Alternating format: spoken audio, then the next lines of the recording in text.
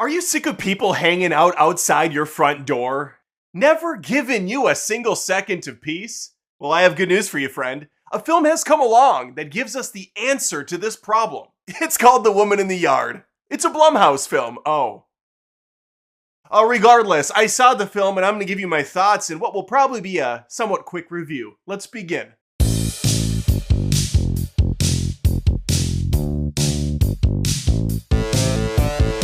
Before I pop open the screen door and take a step outside, if you wouldn't mind just stepping on that subscribe button, just get your foot right up there on the screen and smash down on it as hard as you can so that you are confident you are going to be here for the next video. Maybe even hit the notification bell. You know, now that I think about it, since it's really hard to talk about this film without giving anything away, let's do this. First half of this review is going to be spoiler free. Then I'm going to somersault twist right into the spoilers and I'll let you know when that happens. But let's get some things cleared up right now. Should you go to this film, you come up to me and you say, Adam, with tears in your eyes, please tell me if I should see this new Blumhouse atrocity. Have they finally learned their lesson? Have they found their way?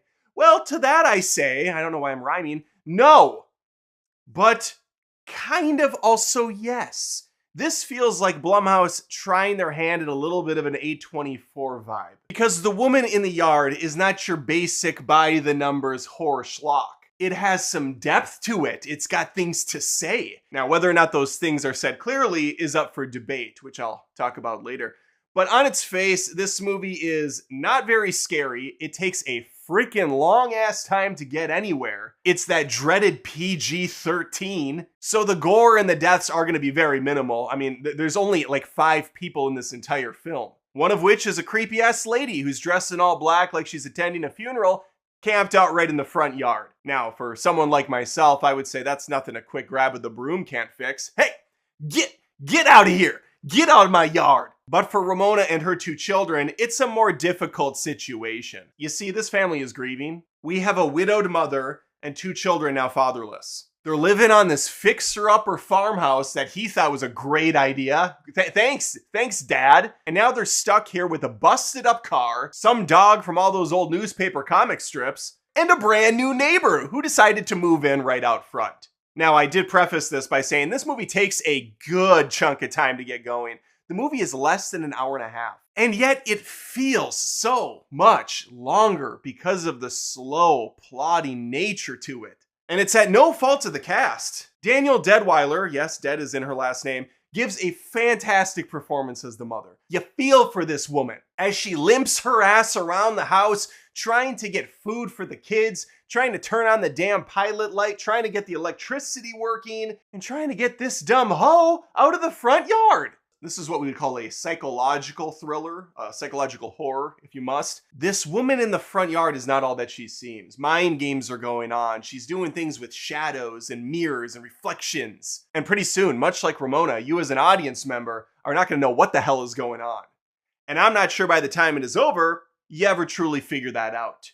And some will say that's the brilliance of the film. The challenge with this movie is the lady in the yard has everything working correctly. The acting is spot on. Cinematography is gorgeous. This is one of the prettier looking Blumhouse movies I've seen in a very long time. The visual effects all feel real and practical. Even if that's not the case and they're using some new fandangled Hollywood trickery, it's triggering me. It's triggering me. I could have said tricking, but I went with triggering. Subscribe. There's an old adage out there where people will say, hey, you know what? This movie's not made for you. Made for that guy, that gal, who will appreciate it. And that's fair. I say the same thing about my channel. Hey, you think I try too hard to make you laugh? Well, yeah, I'm trying hard to make you laugh. I want you to enjoy what you're watching. I want you to feel engaged with me. And some people just like the snooty dude that pushes the glasses up and says, I found the cinematography to be lacking in certain aspects. I thought the whole duality of man angle they were going for came off a bit macabre, which I suppose was the intention. But for me, long story short, I wouldn't recommend rushing out to see this one in the theaters, although I do recommend people supporting original stories, and so I suppose I'm at an odds with myself. I also value time and money, and the movie theaters can be very expensive, and films can get quite long when you add the trailers into things, which are now like 30 minutes long. Come on! What are we doing anymore with trailers? But that's a whole other rant I could go on. This feels like a movie you could settle down at home and watch. It's an hour and 28 minutes or something. It doesn't even hit an hour and a half, and it feels longer than that. And it's very much like most horror movies, backloaded. You're gonna get a lot of those jump out scares and shock factor moments in the last 25 minutes or so. But even then, it's not very scary because at that point, you're just kind of confused as to what the hell's even happening in this film. So the wild thing here, to summarize, is everything pretty much fires correctly. Great acting, great direction, beautiful soundtrack, beautiful visuals. It's just the story that did not hit home for me, and I thought it was kind of confusing and muddled as it got going further on. But let's get into some of the spoilers quickly. I'm not going to waste too much more of your time.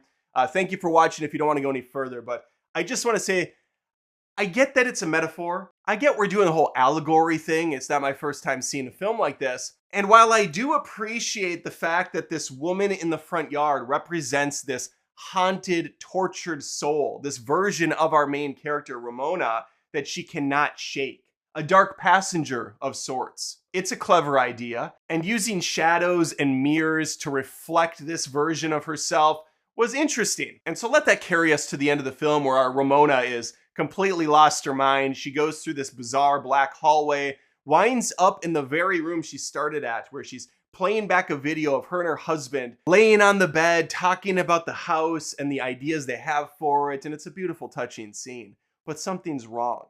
His tattoo is flipped. Things are reading backwards. The numbers, the pictures, everything is reversed. Because she's trapped inside of this mirror alternate reality, whether literally or figuratively, I don't fucking know. I guess it really doesn't matter that much. I guess the idea here is her guilt and her trauma has attached itself to her children, and so now it's kind of corrupting the entire household. And this takes us to a very dark place, talking about taboo issues, which is that of suicide. And not to get too personal, but I actually lost my father in a car crash when I was 16, much like she lost her husband. And I can tell you, grief is a very brutal thing. And some of those dark thoughts definitely creep their way into the back of your mind. They just sit there, festering, eating at you. And it might get so bad that it busts out a folding chair and plops its ass right down in the front yard. Inching closer and closer, hour to hour, as you sit with it and let it break you. Ramona finally is convinced that the only way to save her kids, and herself, is to take the gun with one shell. And I think you get where I'm going next. Fortunately, she is able to overcome this obstacle and put the gun down and is reunited once more with her kids and the dog. The director does a slow zoom in to a painting that Ramona has done. She used to be a very talented artist, hasn't done it in a while since obviously the death of her husband. But we have a beautiful painting right here. Nice pastel treatment on this canvas. And we see the reflection in the corner of this picture, two versions of this woman. The strong, proud mother that carried on with her kids, but then that lingering darkness that has planted itself and has not gotten uprooted yet. And that would have been a fine ending. But then we had to inception this bitch. The director then pulls down on the painting and we see Ramona's name with the R backwards. The hump is facing the wrong way. What does this mean? Is she still in the mirror world? Is the darkness now controlling her? Is our Ramona lost forever and all that's left is the misery and the torment? Or maybe her daughter wrote it because she has a hard time getting those R's the right way. She keeps putting the hump backwards. I saw online, actually, just before recording this video, that people are claiming there are multiple endings to this film. Some have the name backwards, some have it forward. I don't know if they're that clever over at Blumhouse. Although it is a very good marketing ploy to get people talking about the film. The problem is you would have to sit through a pretty damn slow burn to get to just a all right final act.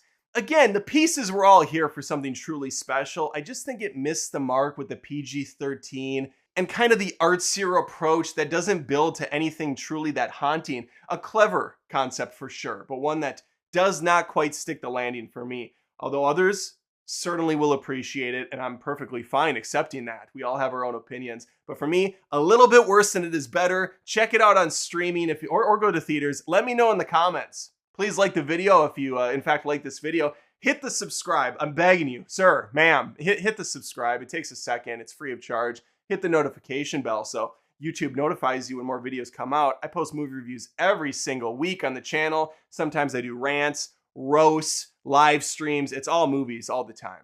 And I would love to have you stick around. All right, take care. Now get the hell off my lawn. Thanks again for watching the video. If you wouldn't mind, I would appreciate it if you checked out patreon.com/AdamDoesMovies. That's where fans of my channel go to help support it. There are different tiers with different offerings, exclusives every month. We got multiple movie reviews, there's a vlog monthly, and even if you don't want to plop down $1 a month, you can just sign up for Patreon for free and become a member at no charge. Appreciate your time. Thanks.